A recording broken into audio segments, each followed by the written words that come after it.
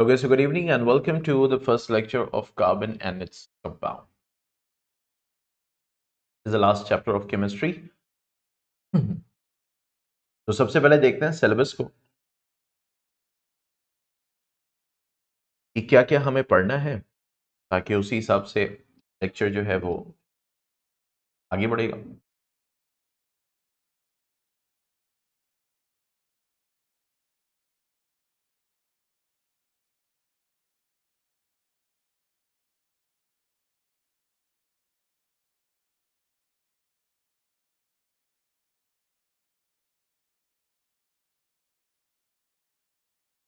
हाँ भी screen visible है, कोई दिक्कत तो नहीं हो रही है?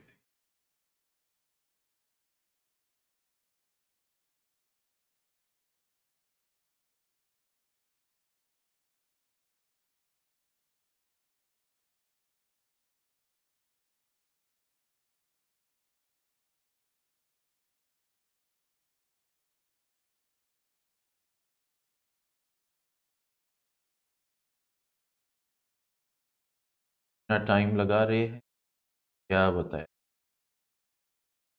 इंटरनेट स्लो, क्या बात।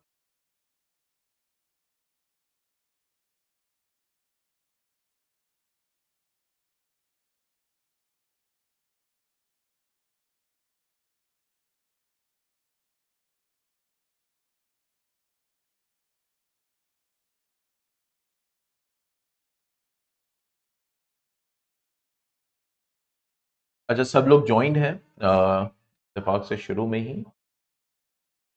तो मैं ये कह रहा था कि जब तक पीडीएफ ओपन हो रहा है कि नेक्स्ट वीक मतलब थोड़ा सा मेंटल प्रिपरेशन इसको कर लीजिएगा अच्छे से ताकि आप लोग मेंटली प्रिपेयर रहे कि नेक्स्ट वीक एक्चुअली हम लोग के स्कूल में एक एनुअल फंक्शन है, ठीक है? तो इस वजह से वो भी बहुत ग्रैंड लेवल पे है।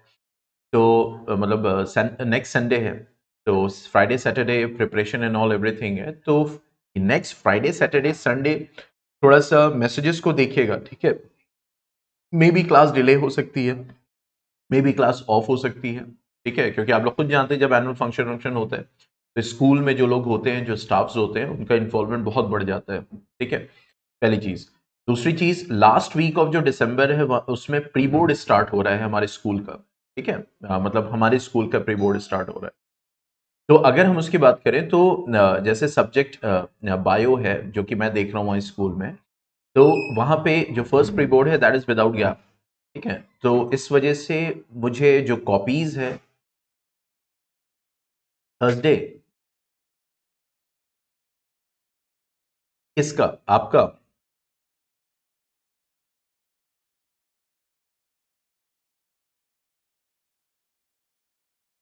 एग्जाम नहीं, टेस्ट होगा ना? मतलब प्री बोर्ड आप लोग का भी है? ओके।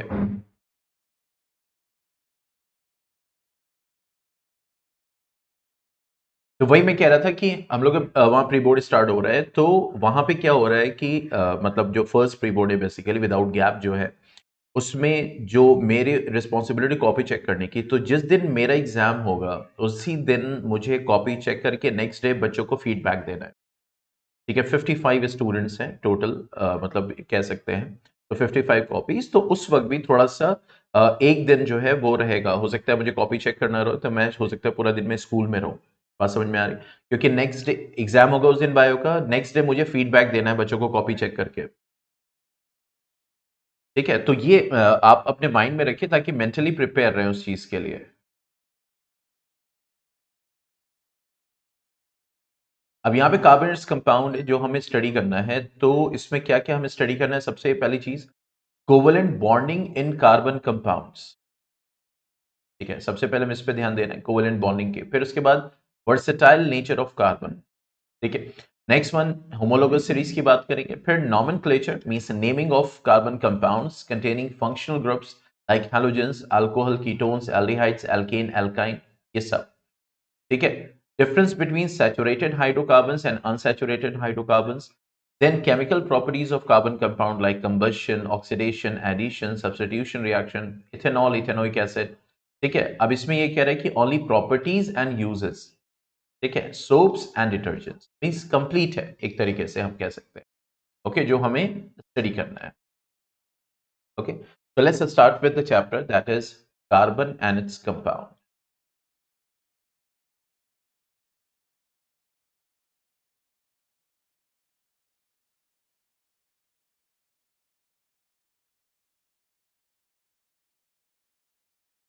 तो कार्बन की अगर हम बात करें कि कार्बन बेसिकली क्या है, we know that carbon is an element,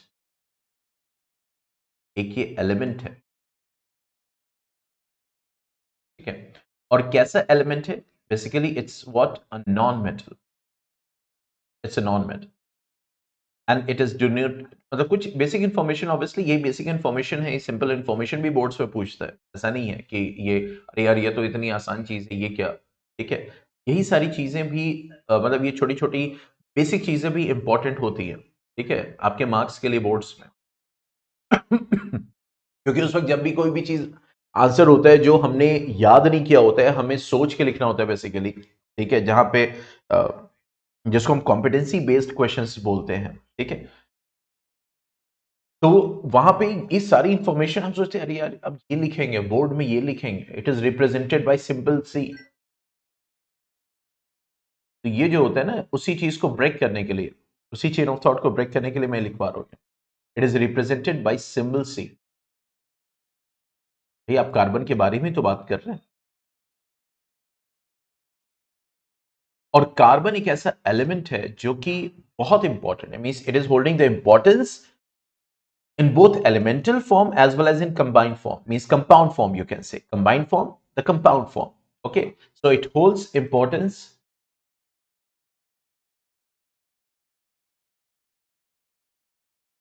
in elemental form as well as in combined form.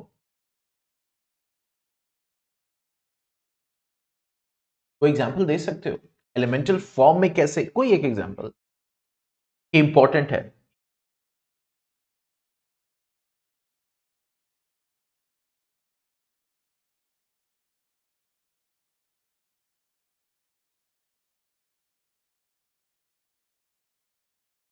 कैसे एलिमेंटल फॉर्म में इंपॉर्टेंट है ये? हर जगह ऑलमोस्ट खत्म हो गया होगा ये चैप्टर, इसीलिए अच्छा है क्योंकि इसी के थ्रू आपका एक रिवीजन हो रहा है।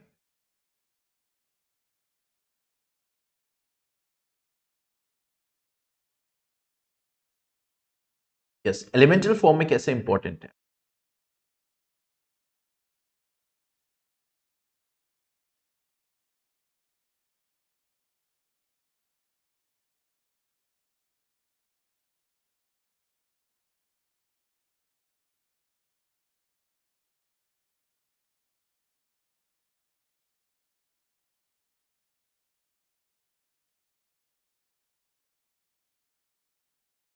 हाँ भाई, I am waiting for your answers.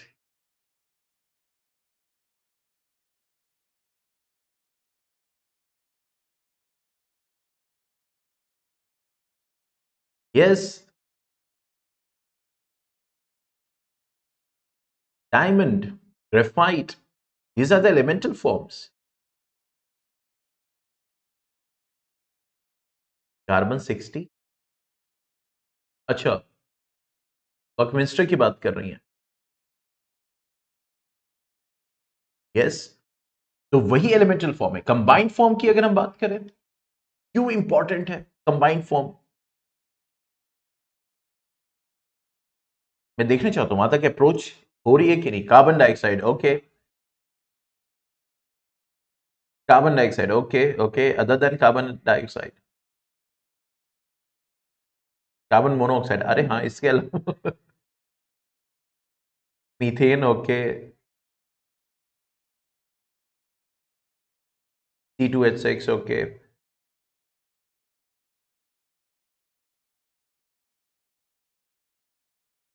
C3H8, अच्छा, मतलब सारे सारे एल्केन्स गिना देंगी ये, ठीक है, बिल्कुल सही है, गलत नहीं है।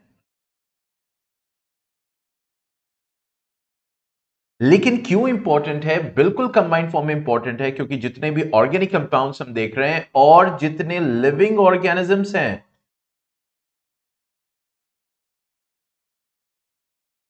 वो इसी कार्बन कंपाउंड्स के बने हुए हैं। हम आज जो बैठे हुए हैं इसी कार्बन कंपाउंड के ही बने हुए हैं। अगर हम बात करें कार्बोहाइड्रेट्स की, फैट की, nucleic acid, proteins, etcetera etcetera, ये सब क्या है? ये सब कार्बन कंपाउंड्स हैं और ये कंबाइंड फॉर्म है, यानी कि जो लाइफ का एग्जिस्टेंस है वो इस पे डिपेंडेंट है। अब बात समझ में आ रही है?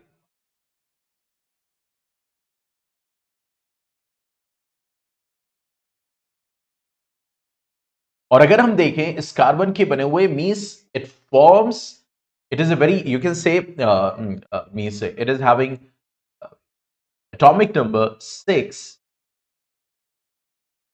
and mass number 12. It is not too big nor too small. ना बहुत बड़ा है ना बहुत छोटा है, तब एक मिड साइज एटम हम कह सकते हैं। ठीक है, और it forms diverse form of compounds.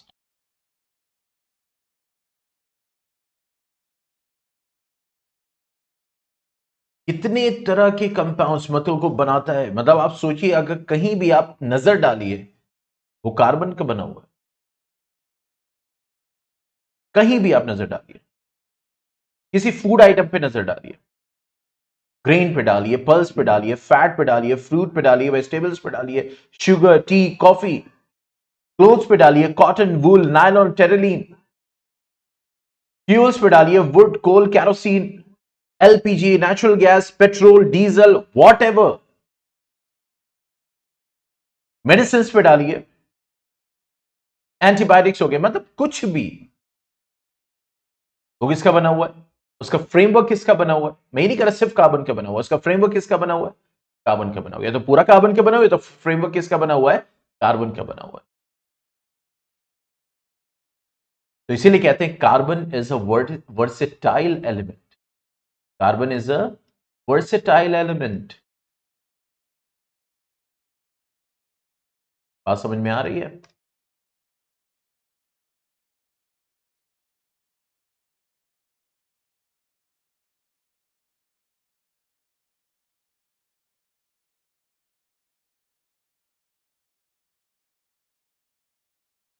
वो डिपेंड करेगा जनरली।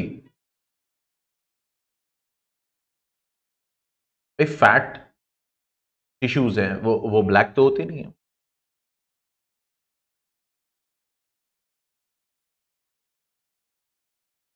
अगर कार्बन के प्रोडक्ट से ब्लैक होता तो जितनी भी चीजें सब ब्लैक होती।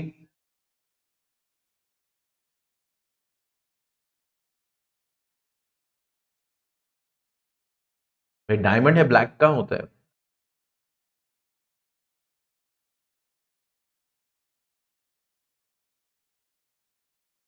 बात समझ में आ रही है?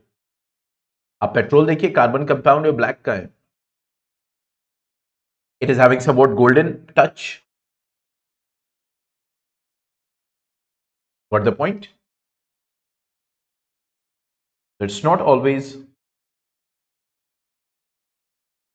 ओके।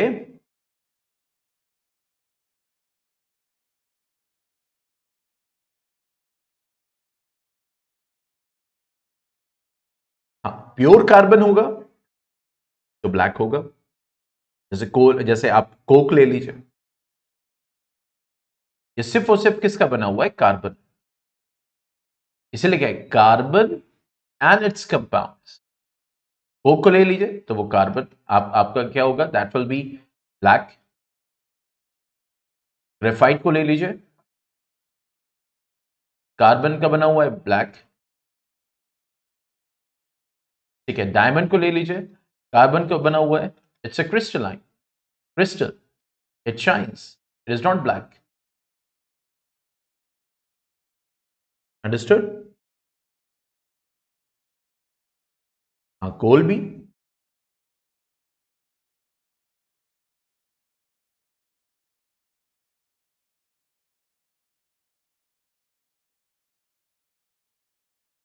ठीक है। अब नेक्स्ट आते हैं कि कार्बन की अगर हम बात करें तो कार्बन जो भी कंपाउंड बनाएगा that will be always means the carbon will be forming what? The covalent bonds. Carbon will always form covalent bonds.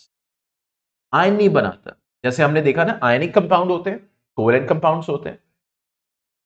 ठीक है, तो आयनिक कंपाउंड्स और कोवेलेंट कंपाउंड्स में क्या हमने फर्क देखा था कि आयनिक कंपाउंड्स आयंस बनाते हैं, कोवेलेंट कंपाउंड्स आयंस प्रोड्यूस नहीं करते। Ionic compounds complete transfer of electron से बनता है, कोवेलेंट कंपाउंड शेयरिंग से बनता है। तो अगर हम कार्बन की बात करें तो carbon always form covalent, you can say compounds और बॉन्ड्स। ऐसा क्यों, वो प्रेफर क्यों इसको करता है?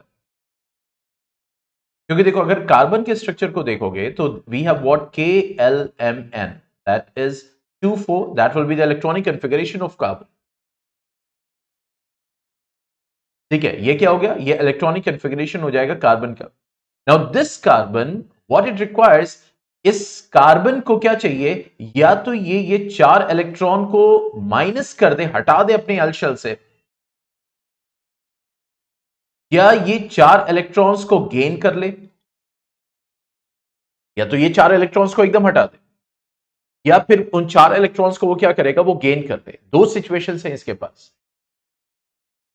लेकिन अगर ये कंप्लीटली रिलीज करता है सारे इलेक्ट्रॉन्स को ताकि ये डुप्लेट अटेन कर ले, ठीक है, किसकी तरह, डुप्लेट इलेक्ट्रॉनिक कॉन्फ़िगरेशन किसका होता है,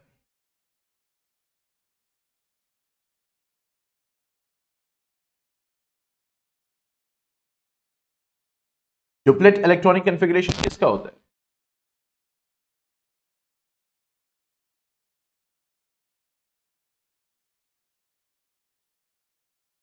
ओह, नहीं देवे आप।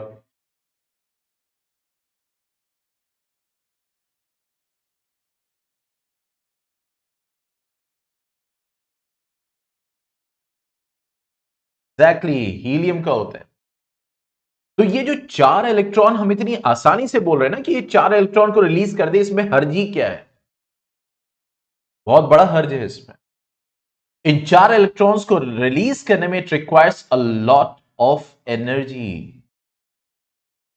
ये आदमी कहेगा ठीक है आपका ये काम हो जाएगा सर, आपको 1 करोड़ रुपए लग जाए। ठीक है, हम इसको हटा देंगे, ये हट जाएगा आपके सामने से, कोई बहुत बड़ी बात नहीं, 1 करोड़ रुपए लग, आप सोचोगे,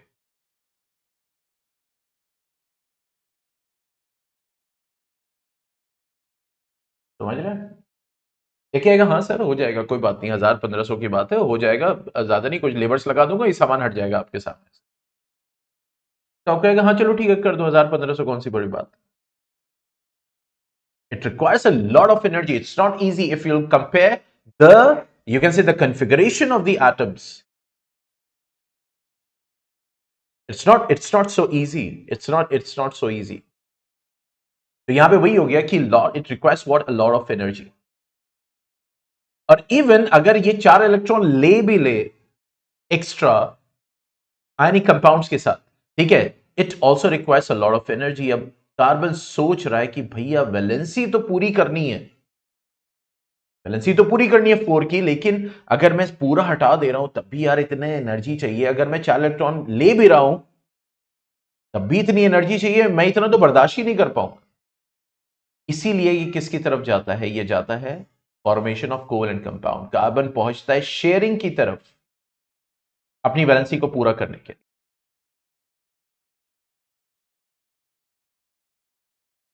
बिल्कुल, इसीलिए carbon is forming covalent compound और carbon is tetravalent. Carbon is tetravalent. Tetra valency होती है इसकी, चार वैलेंसी होती है, क्योंकि इसको चार इलेक्ट्रॉन चाहिए जो कि ये शेयरिंग से ले पाएगा। बात समझ में आ रही है?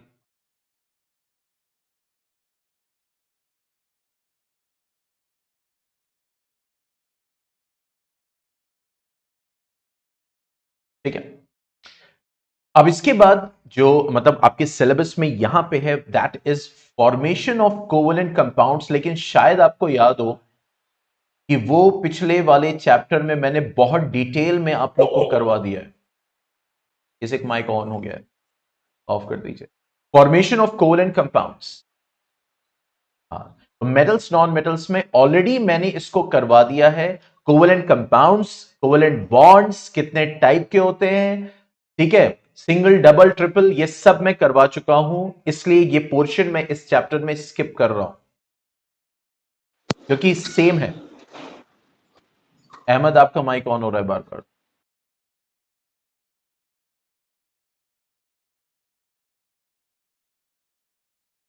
ठीक है, अब हम आगे बढ़ते हैं, that is allotropes of carbon.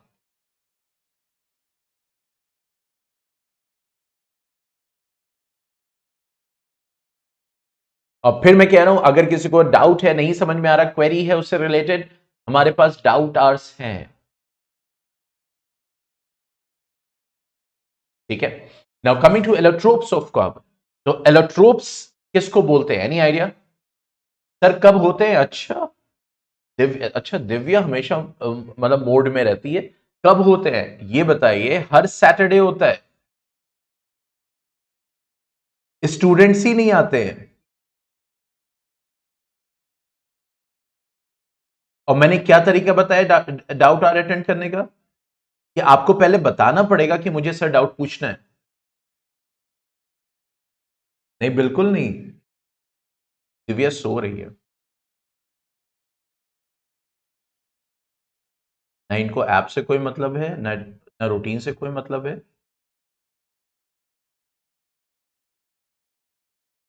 ये देखो क्या लिखा हुआ है।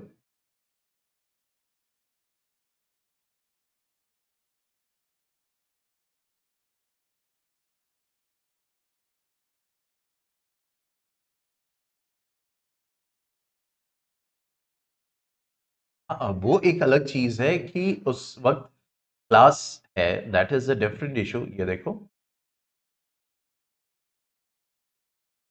क्योंकि पहले मैं क्या करता था, अगर कोई स्टूडेंट नहीं ज्वाइन किया तो मैं अटेंडेंस नहीं मार्क करता था, लेकिन अब मैं मार्क कर देता हूं। नहीं तो ये हुआ, डीसीडीएच नहीं हुआ।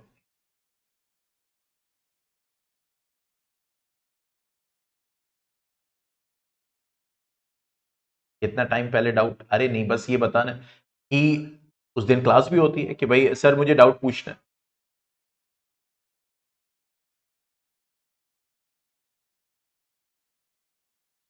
भाई सैटरडे में बोल सकते हैं कि सर मुझे डाउट पूछना है, फ्राइडे में बोल सकते हैं सर इस सैटरडे मुझे डाउट पूछना है। ठीक है, तो एलोट्रोप्स किसको कहते हैं, any idea? Allotropes, allotropes,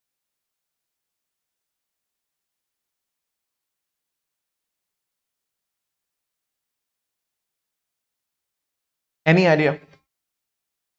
structure different, okay.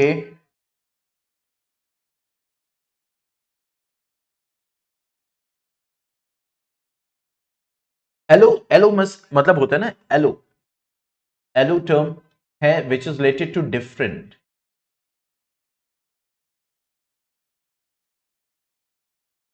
Same physical state but properties different. Okay, देखो एलोट्रोप्स कहते हैं कि existence of means different forms of a particular element. जैसे कार्बन की बात करें हम, एलोट्रोप्स ऑफ कार्बन इसीलिए साथ में लगा रहे हैं। Same formula? अरे नहीं भाई, डायमंड और उसका कैसे, ग्रेफाइट का सेम फॉर्मूला कैसे हो? ठीक है, तो एलोट्रोप्स ऑफ कार्बन की अगर हम बात करें कि एलोट्रोप्स ऑफ कार्बन मतलब कार्बन के डिफरेंट फॉर्म्स, जिसमें फिजिकल प्रॉपर्टीज तो डिफर करेंगी, लेकिन केमिकल प्रॉपर्टीज जो होंगी वो क्या होंगी, आइडेंटिकल होंगी। बात समझ में आ रही है?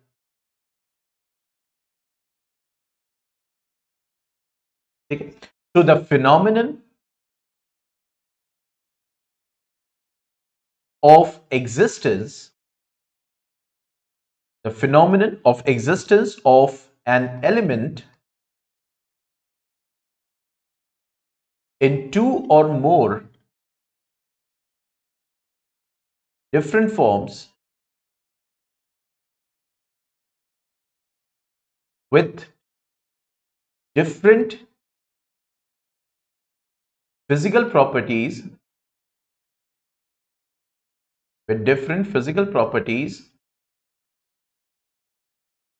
but identical, or you can say similar or same but identical chemical properties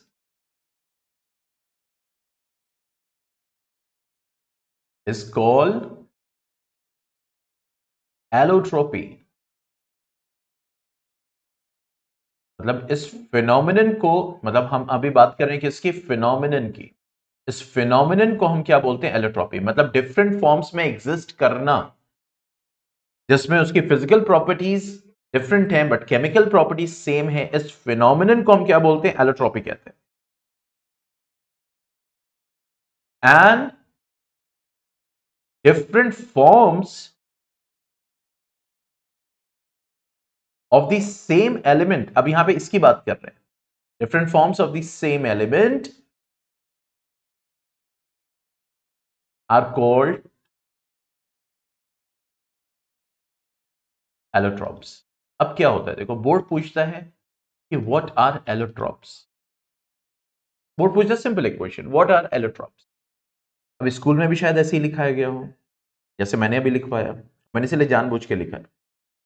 ऐसे ही कुछ लिखवाया गया स्कूल में या डायरेक्ट एलोट्रॉप की डेफिनेशन लिखवाई गई? मैं पूछ रहा हूं ताकि उसी हिसाब से, क्योंकि हर साल कुछ ना कुछ सामने आता है।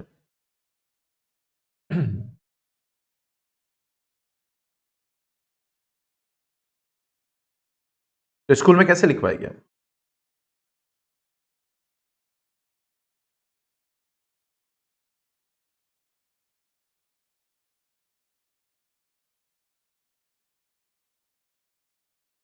अब देखो क्वेश्चन आता है, यस दिव्या, आदित्य, शिवम, वैभव, जल्दी जल्दी, फास्ट फास्ट फास्ट फास्ट, क्योंकि आज 8th क्लास आपके क्लास के बाद रखी है, बहुत कुछ मैनेज करना पड़ता है।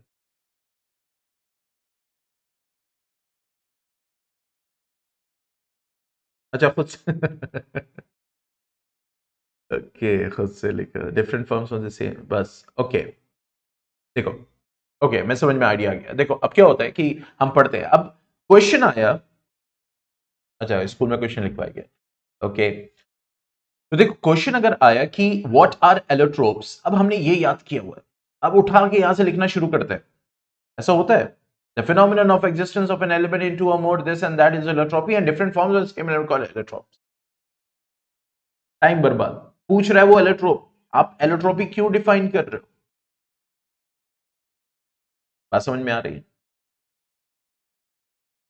वो एलोट्रोपी नहीं पूछ रहा है, वो एलोट्रोप पूछ रहा है। तो अब इसमें क्या करेंगे, बस हम यहां पे अगर वो एलोट्रोप पूछ रहा है, ये फिनोमिनन को हटा देंगे, मतलब द डिफरेंट फॉर्म्स, अब यहां से स्टार्ट करेंगे सिर्फ, the different forms of the same element which have same physical properties but identical chemical properties, sorry, different physical properties but identical chemical properties are called allotropes. That's it. जो पूछा है, जो question है, उतना ही जवाब देना है, उतना ही आंसर करना है। टीचर को ये नहीं बताना कि हाँ मुझे मैम ये भी आता है या सर मुझे ये भी आता है और वो भी आता है जो इसके साइड में दिया हुआ था, उससे कोई मतलब नहीं है। जब सैंपल पेपर डिस्कस करेंगे तब मैं आपको बताऊंगा ये सारी चीजें कि कॉपी में कैसे लिखते हैं, क्या तरीका होना चाहिए, किससे मार्क्स जो है स्ट्रॉन्ग, मतलब अप्रूवल हो जाता है कि हाँ चलो ठीक है बच्चे को, मतलब ये कुछ चीजें होती हैं जो हर साल हम बताते हैं सारे बच्चों को। ठीक है, तो क्वेश्चन जो पूछा है सिर्फ उसी का आंसर करो बस, उससे ज्यादा ना इधर जाना ना उधर जाना। और उसमें यह भी नहीं रिग्रेट होना चाहिए, अरे यार मैं लिख ही नहीं पाया, बताओ अगर वो पूछता तो मैं ये भी बता देता कि मुझे कितना आता है, और वहीं पे फंसते चले जाते हैं और फिर टाइम मैनेज नहीं हो पाता है। तो वो पूछ रहा है व्हाट आर एलोट्रोप्स, बस वहीं तक, एलोट्रोपी को दाखिल करने की जरूरत ही नहीं है। वो पूछ रहा है व्हाट आर एलोट्रोप्स, बस इसी को डिफाइन करो। अगर आगे पूछता है गिव वन एग्जाम्पल, तब एग्जाम्पल दे दो। बस। अगर वो नहीं पूछ रहा है वो गिव वन एग्जाम्पल, तो एग्जाम्पल देने की भी क्या जरूरत है? यस, जो पूछा बस उतना, ना ज्यादा ना कम। बात समझ में आ रही है? ये सब चीजें देखने को मिलती है, फिर कहते हैं अरे सर बहुत लंबा पेपर था, टाइम वेस्ट हो गया, ये हो गया, टाइम नहीं मिल पाया।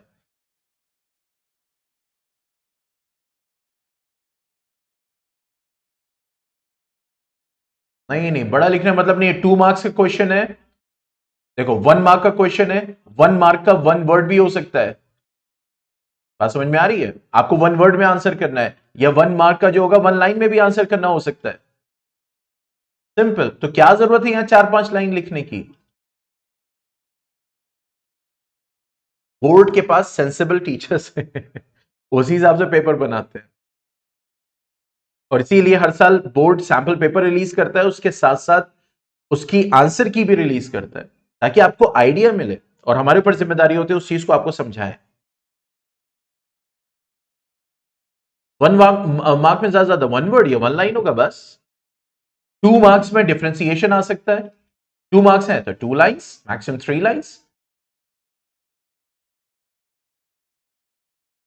ये नहीं कह रहा एग्जैक्ट अब 2 लाइन खत्म हो गई अब यहीं पे रोक दो, मैं ये नहीं कह रहा भाई, 2.5 भी कर सकते हो, 3 भी कर सकते हो। अब ये नहीं कि 2 मार्क्स का क्वेश्चन है उसमें 8 लाइन लिखे पड़े हो। क्यों? क्योंकि कभी भी ऐसा क्वेश्चन आएगा ही नहीं जो लंबा क्वेश्चन हो और 2 मार्क्स में हो। Never and ever. नहीं, 3 मार्क्स का है तो 6 लाइन्स, 6 लाइन्स to 7 लाइन्स। और वो डिपेंड करेगा क्वेश्चन के ऊपर भी। भाई अगर 3 मार्क्स का क्वेश्चन है, हो सकता है डिस्ट्रीब्यूटिव हो, उसमें सब पार्ट्स दिए हो, जैसे मान लो क्वेश्चन नंबर 4 है, ये हो, अब मान लो ये 3 मार्क्स का है, तो इसका मतलब हो सकता है इसका 1 मार्क हो, इसका 1 मार्क हो, इसका 1 मार्क हो। ये भी हो सकता है ये 0.5 हो, ये से पूछ रहा है, गिव द एग्जाम्पल, तो इसका 0.5 हो, ये 2 हो, ये भी 0.5 हो।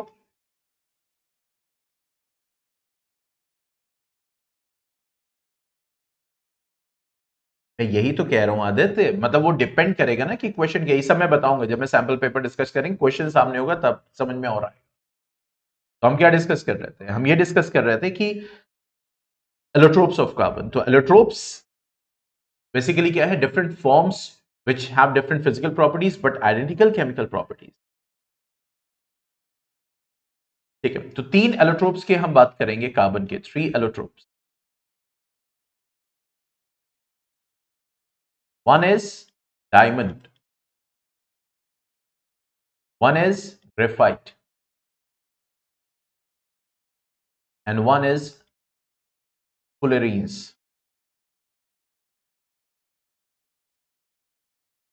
अब ये तीनों किसके बने हुए हैं? They are made of pure carbon. ठीक है, they all have what? Same chemical properties,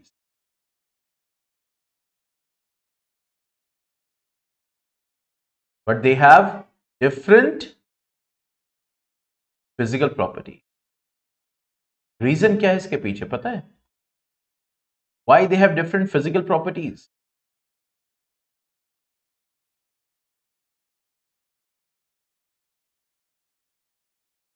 Not fullerenes, fuller, Fuller, fuller।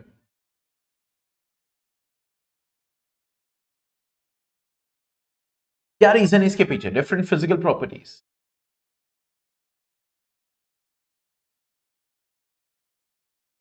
Yes, structure are different. Why? Because due to different arrangement of carbons, different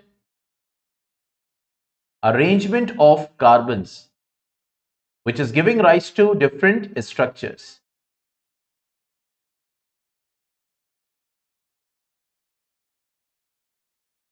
Okay?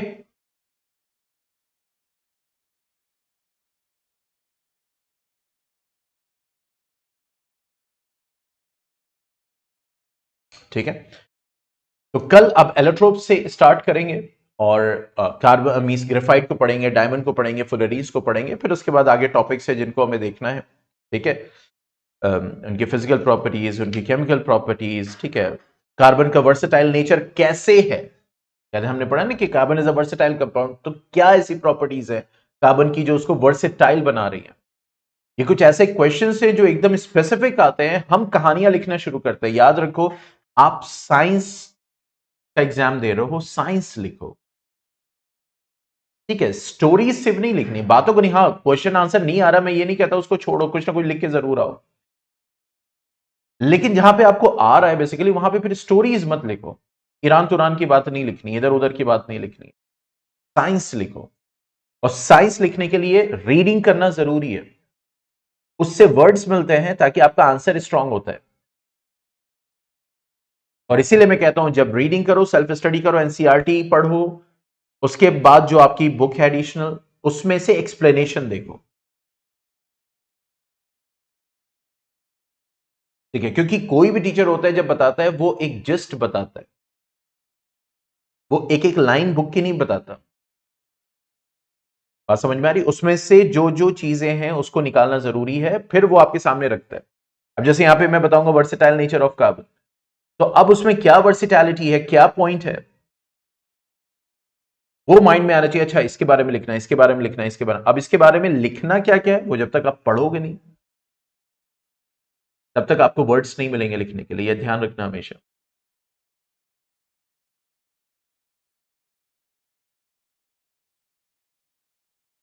ठीक है।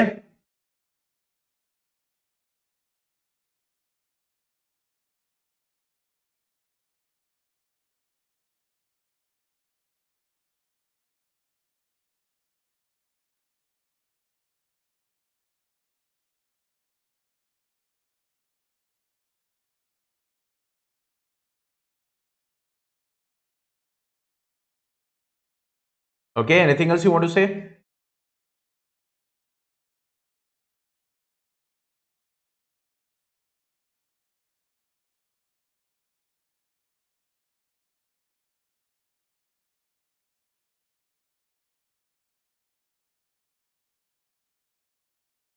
चलो फिर, okay then, good bye, take care.